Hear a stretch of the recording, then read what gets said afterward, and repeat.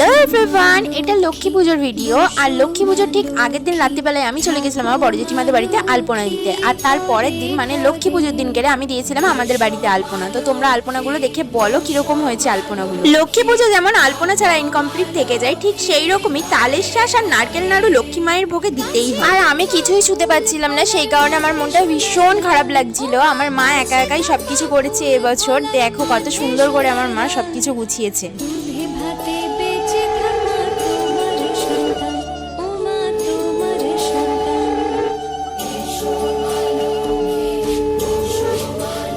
সব শেষে লক্ষ্মীর পাঁচালে পড়ে আমার মা পুজো সম্পন্ন করলো। আর আমাদেরকে এখানে আগুনের তাপ দিচ্ছিল, মানে প্রদীপের তাপ, পঞ্চপ্রদীপের। আর আমাদের বাড়িতে শুধু লক্ষ্মী মায়ের পুজো হয় না, সাথে কিন্তু নারায়ণেরও পুজো হয়। লক্ষ্মী নারায়ণ একসাথে পুজো হয়। তোমরা এবছর লক্ষ্মী পুজো কিরকম কাটালে আমাকে অবশ্যই কমেন্ট করে জানিও। এখন আমরা খেয়ে নিচ্ছি লক্ষ্মী মায়ের প্রসাদ। তো দেখা হচ্ছে পরের ভিডিওতে। চলো টাটা।